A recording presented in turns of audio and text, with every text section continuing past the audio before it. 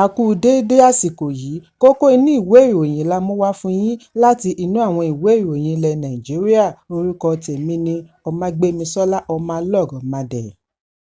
Ikọ̀ ọlọ́pàá ìpínlẹ̀ Ọ̀yọ́ ti ní àwọn ti bẹ̀rẹ̀ ìwádìí lórí ohun tí ó ṣe okùnfà ẹ̀sùn ikú ọmọdé 32 tí ó wáyé níbi ayẹyẹ Kérésì ní ìlú Ìbàdàn. Ìwádìí jẹ́ kó di mímọ̀ wípé ìṣẹ̀lẹ̀ yìí wáyé níbi ọ̀pọ̀ èrò tí ń làkàkà àti wọlé sínú ọgbà ibi tí ayẹyẹ ti ń wáyé, tí a gbọ́ wípé aya Ọọ̀ni Ilé-Ifẹ̀ àtijọ́ Ìyá Wòlíì Naomi Ṣílẹ̀kùnọlá àti atọ́kùn ètò orí afẹ́fẹ́ tí ó fi ìlú Ìbàdàn ṣebùgbé Oríyọmí Hamzat ṣe àgbékalẹ̀ rẹ̀. Ìwádìí tẹ̀síwájú wípé àwọn tí wọ́n di olóògbé yìí ni wọ́n tẹ̀ mọ́lẹ̀ pa Stampede níbi wọ́n ti ń làkàkà àti wọlé sí inú ọgbà ilé-ìwé tí ayẹyẹ ti ń wáyé. Ayẹyẹ tí wọ́n ṣe àgbékalẹ̀ fún 5,000 ọmọdé ni ó yọrí sí bí 7,500 ọmọdé ti ń gbìyànjú àti wọlé. Nínú àfihàn fídíò ni ẹni ọ̀rọ̀ ṣojú rẹ̀ kan tí kò dárúkọ ara rẹ̀ ti fìdí ẹ̀ múlẹ̀ wípé 5,000 ọmọdé ni àwọn tí ó ṣe àgbékalẹ̀ ètò ránṣẹ́ sí, ṣùgbọ́n nígbà tí ó yá ni apá ò ká ètò mọ́ nígbà tí èrò ya mọ̀rẹ́ tí ó yọrí sí títẹ ara ẹni mọ́lẹ̀ tí ìjàmbá fi wáyé.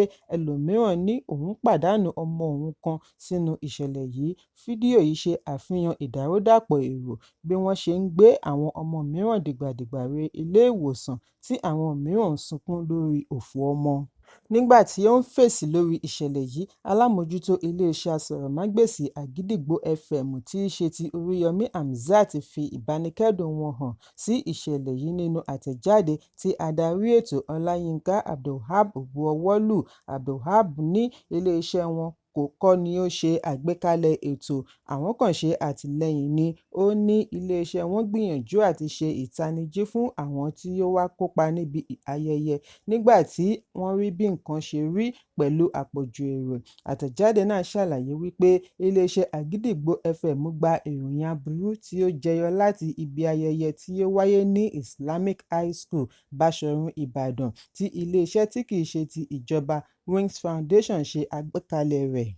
Wọ́n ní ìròyìn tí wọ́n ń gbé pòyì ẹnu ni wípé Àgídìgbo FM ni ó ṣe àgbékalẹ̀ ètò, ṣùgbọ́n iléeṣẹ́ fẹ́ fi àsìkò yìí sọ fún ará ìlú wípé kìí ṣe Àgídìgbo FM ni ó ṣe àgbékalẹ̀ ètò. Àwọn kan lo ẹ̀ka iléeṣẹ́ wọn kan fi ṣe ìpolongo ètò ni. Wọ́n ní lọ́gán tí àwọn gba ìròyìn wípé èrò ti péjú-pésẹ̀ síbi ayẹyẹ láti aago 5 ìdájí ni àwọn ti bẹ̀rẹ̀ sí ṣe ìkéde nípasẹ̀ People's Voice láti ṣe ìkìlọ̀ kí èrò má bàa lọ ibẹ̀ mọ́.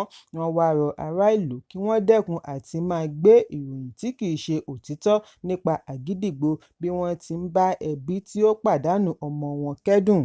Bákan náà ni wọ́n gbàdúrà ìwòsàn ní kíákíá fún àwọn tí ó wà ní ilé ìwòsàn. Nígbà tí akọ̀ròyìn kàn sí agbẹnusọ ọlọ́pàá ìpínlẹ̀ Ọ̀yọ́ Adéwálé Òṣìfẹ̀sọ, ó fìdí ìṣẹ̀lẹ̀ yìí múlẹ̀ bí ó ti ní ìwádìí ṣì ń lọ lọ́wọ́.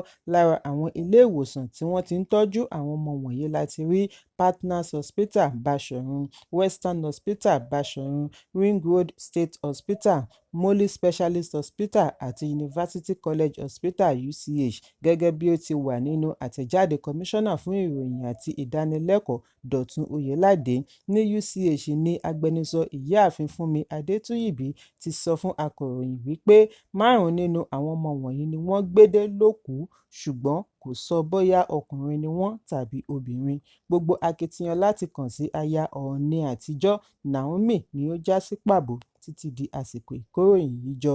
Ẹ̀kúnrẹ́rẹ́ ìròyìn yìí wà ní ìwé ìròyìn Punch tó jáde lónìí. Organized Private Sector (OPS) ti bu ẹnu àtẹ́ lu ilé-ìfowópamọ́ àgbà CBN lórí ìpinnu wọn àti fi ₦100,000 ṣe gbèdéke owó tí àwọn oníbàárà oníṣòwò POS lè gbà lójúmọ́. Wọ́n ní á jẹ́ wípé CBN kò mọ bí nǹkan ṣe ń lọ. CBN is not in touch with reality.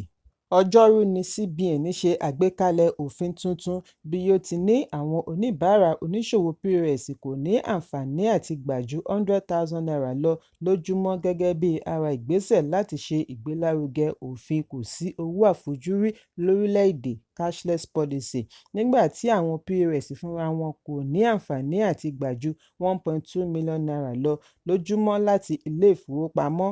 Àwọn oníbàárà yòókù náà kò ní àǹfààní àti gbà ju n500,000 lọ́sẹ̀, kí wọ́n sì rí dájú wípé àwọn principal agents bíi Moniepoint, PalmPay àti bẹ́ẹ̀ bẹ́ẹ̀ lọ fi àṣẹ yìí múlẹ̀ fún àwọn oníbàárà.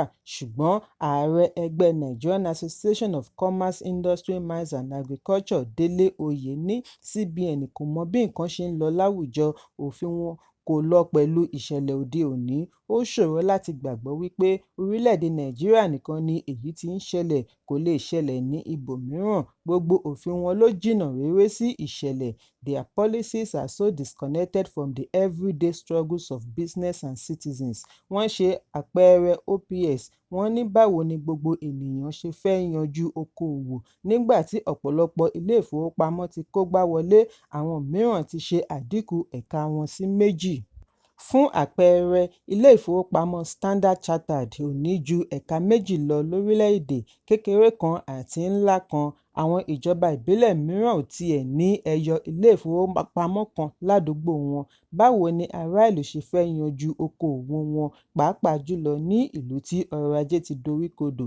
Àbí báwo ni CBN ṣe máa dábàá òfin tí yóò hàn gbangba wípé ó lè ṣe ọrọ̀ ajé níjàmbá, kì í ṣe ọrọ̀ ajé nìkan fún gbogbo orílẹ̀-èdè lápapọ̀? Bákan náà ni igbákejì ààrẹ ẹgbẹ́ Nigerian Association of Small-Scale Industrialists Ṣẹ́gun Kútì George náà sọ wípé àwọn ará ìgbèríko ni òfin yìí yóò kó bá jùlọ. Ẹ̀kúnrẹ́rẹ́ ìròyìn yìí wà ní ìwé ìròyìn Punch tó jáde lónìí. Ilé-iṣẹ́ ìfọpo Dangote tún ti ṣe ìkéde àdínkù owó epo bẹtiró. Àfihàn yìí wáyé nínú àtẹ̀jáde láti ọwọ́ agbẹnusọ Anthony Chiejina tí ó yọ̀ǹda sí orí ẹ̀rọ abánidọ́rẹ̀ẹ́ X lónìí Ọjọ́bọ̀. Dangote ṣe àdínkù owó jálá epo wọn sí n899.50 láti orí n970. Wọ́n ní àwọn gbé ìgbésẹ̀ yìí láti mú ìrọ̀rùn bá lílọ bíbọ̀ owó ọkọ̀, pàápàá jùlọ lásìkò ayẹyẹ Kérésì. Ìròyìn jábọ̀ wípé láti bí ọjọ́ mẹ́ta ni iléeṣẹ́ NNPC àti àwọn alágbàtà epo náà ti ṣe àdínkù owó jálá epo lẹ́nu ẹ̀rọ káàkiri ibi wọ́n ti ń tà á fún àwọn onímọ́tò àti ará ìlú. Ẹ̀kúnrẹ́rẹ́ ìròyìn yìí wà ní ìwé ìròyìn Daily Post tó jáde lónìí.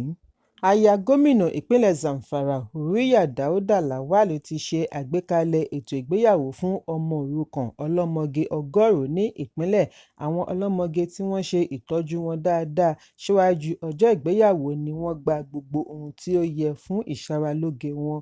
Owó orí n150,000 ni aya gómìnà san fún ọ̀kọ̀ọ̀kan wọn.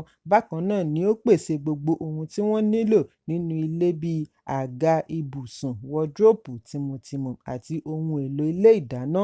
Aya gómìnà wá fún ọ̀kọ̀ọ̀kan ọkọ ìyàwó ní N50 owó àyáàsan kí wọ́n fi bẹ̀rẹ̀ okòòwò. Bí ó ti rọ àwọn ìyàwó àṣẹ̀ṣẹ̀gbé kí wọ́n bu ọ̀wọ̀ fún ọkọ wọn. Ó fi kún un wípé Zakat and Endowment Board wà fún wọn ní gbogbo ìgbà tí wọ́n bá ní ìṣòro pẹ̀lú ọkọ wọn.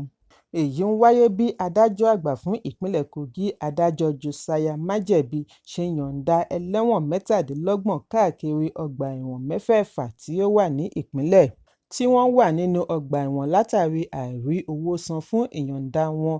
Adájọ́ Májẹ̀bi gba ìyọ̀ǹda wọn nípasẹ̀ ìgbìyànjú àjọ tí kìí ṣe ti ìjọba kan Victory Idewole Foundation tí ó yanjú gbogbo owó àti gbèdéke àwọn ẹlẹ́wọ̀n wọ̀nyí nígbà tí adájọ́ ṣe àbẹ̀wò sí wọn láàrin ọjọ́ Ajé sí Ọjọ́rú nínú ọgbà ẹ̀wọ̀n Cotton-Cafe Maximum Security Correctional Center ni wọ́n ti yọ̀ǹda ẹlẹ́wọ̀n 2, Mustapha Idris tí wọ́n ní kí ó san n50,000 gba ìyọ̀ǹda, pẹ̀lú Kẹ́hìndé Amaka tí wọ́n rán lọ ẹ̀wọ̀n ọdún kan pẹ̀lú owó ìtanràn n300,000 náà jẹ nínú àǹfààní yìí, ṣùgbọ́n ó ṣì gbọ́dọ̀ wà nínú àhámọ́ títí di ọjọ́ 15 oṣù Kínní ọdún 2025 láti fi parí sáà rẹ̀ nínú ọgbà ẹ̀wọ̀n. Adájọ́ àgbà ṣàlàyé wípé ìdí tí òun fi ń ṣe àbẹ̀wò sí ọgbà ẹ̀wọ̀n ní láti rí i dájú wípé ẹlẹ́wọ̀n kan ò wà látìmọ́lé lọ́nà àìtọ́, bí ó ti kìlọ̀ fún májísírèètì kí wọ́n má jẹ́ kí ẹnikẹ́ni lò wọ́n fún ìwà ìmọtara ẹni. Ó kérora bí àwọn adájọ́ kan ṣe máa ń ṣe ìdádúró ẹjọ́ lọ́nà tí kò yẹ, tí ẹlẹ́wọ̀n mìíràn á ti lo ọ̀pọ̀lọpọ̀ ọdún kí ìdájọ́ wọn tó dé. Adájọ́ Májẹ̀bi wá gbóríyìn fún àṣeyọrí Ìdẹ́wọ́lé Foundation bí ó ti ní irúfẹ́ ìgbésẹ̀ ayẹyẹ báyìí kò ṣẹlẹ̀ rí nínú ìtàn ìpínlẹ̀. Olùdásílẹ̀ Ìdẹ́wọ́lé Foundation, Innocent Ìdẹ́wọ́lé náà fèsì wípé àjọ wọn wà fún àyípadà ìgbésí ayé ẹ̀dá, pàápàá jùlọ àwọn tó kù díẹ̀ káàtó fún láwùjọ. Ó fìdí ẹ̀ múlẹ̀ wípé kì í ṣe ohun gbogbo ni a gbọ́dọ̀ máa dúró de ìjọba láti ṣe. Ẹ̀kúnrẹ́rẹ́ ìròyìn yìí wà nínú ìwé ìròyìn Daily Post tó jáde lónìí. Kókó inú ìwé ìròyìn tòní kò ní jù báyìí lọ. Ẹ pàdé mi ní ìrọ̀lẹ́ fún àkọ́tún ìròyìn. Kí a tó lọ, ẹ má ṣaláì fi àkíyèsí yín ránṣẹ́ kí ẹ sì bá wa subscribe sójú náà wa lórí YouTube kí kókó inú ìwé ìròyìn lè máa tẹ̀ yín lọ́wọ́ ní kíákíá.